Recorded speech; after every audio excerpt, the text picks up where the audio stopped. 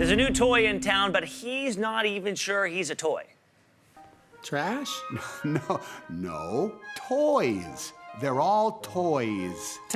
Trash. No, that's the trash. These are your friends. Trash.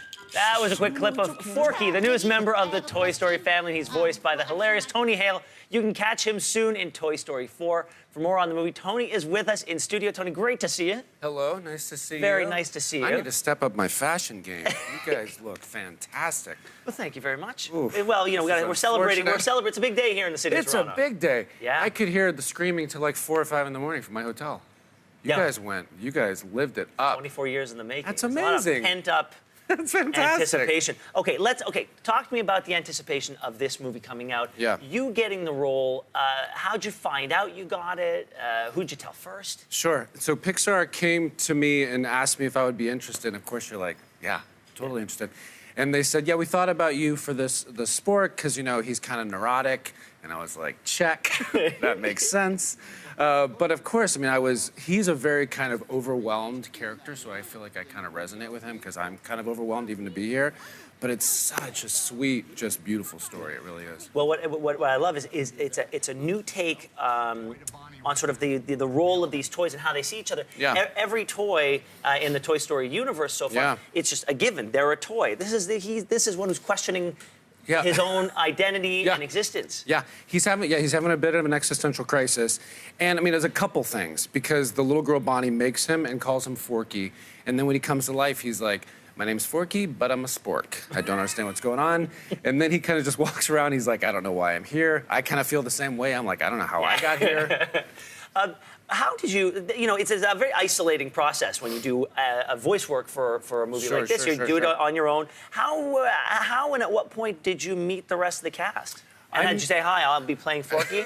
Exactly, that's how we introduce each other. I saw them, well, they kind of separate us when we're recording because everybody has different schedules. But this past weekend, I was able to meet a lot of them, like Tom and Tim and Keanu, your guys, Duke Kaboom, who is absolutely hilarious. He really is. He is so funny. He's such a nice guy. But I have to tell you, I mean, obviously this movie is so funny and so typical Pixar, just very emotional, but is visually stunning. You got a chance to see it. No, I loved it. I can't wait to see it again. It is just what Pixar did. It feels like magic. It really does. You talk about Forky's existential crisis. Do you, as an actor, when you have a celebrated role like Arrested Development, like Veep, when you say goodbye to those characters, are you saying goodbye to a piece of yourself? What goes through your mind when you know it's over? I cry for about... No, what if I just started bawling crying? No, it's one of those things. The weird thing is nowadays, like Arrested, we kind of finished. And then Netflix brought us back, so that was very surreal. And Veep, I will say Veep, I mean, so I always thought I was saying goodbye to Buster, and then he came back and Arrested. But Veep, it's tough, man, because like that last month, each character on that show is so abused, just the worst, called the worst names. And so I think we balance it that we like each other a lot. Yeah. Like we really care about each other and we became a family. So it's tough it's mainly tough to say goodbye to those friends. I think that's what's tough. I guess because you're saying goodbye to the role, but you're carrying with you all these relationships that you built over the course of it. So and you spend so much time together. In those first 4 years we shot in Baltimore, and we were all away from our families. So we really got really tight. I want to talk about Archibald's Next Big Thing. Oh, yeah. That's a book that you wrote. It's becoming an animated series.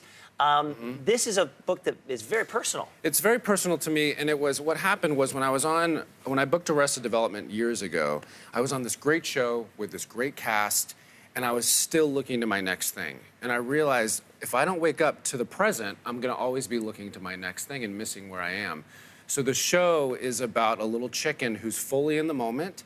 He sees the best in people, the best in situations, and he's pretty much my idol. I love him. Well, I can't wait for that. In this moment, though, you are also an action figure. I love that this is actually called an action figure. Yeah, it's an action. Well, Tony, thank you so much for joining us. Thank you. Congratulations on this. The movie is a real gift. Yeah. And I've said it before, I will say it again. It is a really great fourth story in a series of tremendous stories told by Pixar. So thank you very much. And I'm going to go buy a new wardrobe after seeing what you're wearing. You can come Thanks for the come see mine. inspiration. We got lots of stuff upstairs. Thanks so much, Tony. Appreciate it. And you can catch Toy Story 4 in theaters on June 21st.